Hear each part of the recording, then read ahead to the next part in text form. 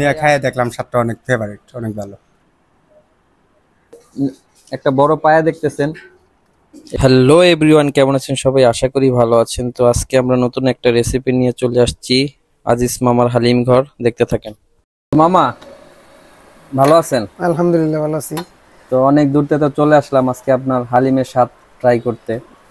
করবেন ইনশাআল্লাহ যদি রিজিকে থাকে। হ্যাঁ ইনশাআল্লাহ। তো রিজিকে তো মনে হয় আছে, যেহেতু কোনো ঝড়ঝাপটা আসে না, তাই না? তো হালিমের কিভাবে বাটি কিভাবে বিক্রি করেন? হালিম মূলত কোটি যেটা হয় ওটা হলো সর্বনিম্ন আমার 100 টাকার প্যাকেজ, সর্বনিম্ন। জি। ওখান থেকে শুরু 100-200 দিয়ে খেতে পারে। আর পায়া নলি ওটা সাইজের উপর নির্ভর করে, যেমন একটা আছে ছোট, একটা আছে বড়, একটা আছে মিডিয়াম। মানে মিডিয়ামটা কি বড়র সাথে তুলনা হয়? আচ্ছা আচ্ছা। হয় না।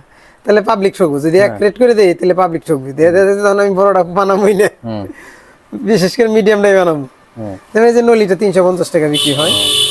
আচ্ছা, এটা হলো সাইজের উপর নির্ভর করে। এটা বেস্ট নলি। তো আমাদেরকে তাহলে দুই বাটি দেন। আর নলিয়া তো আমি খাই না, তারপরও ছোটখাটোর ভিতরে দুইটা দেন, আমরা টেস্ট করতে আইছি আপনার হালিম। ছোটখাটো কি দিব, নলি দিব না পায়াটা দিব? আপনার যেটা ভালো লাগে দেন। ছোটর ভিতরে আমাদের দুইটা বাটি দেন, আমরা আজকে আপনার হালিমটা স্বাদ ট্রাই করি। আমার স্বাদ ট্রাই করবেন না?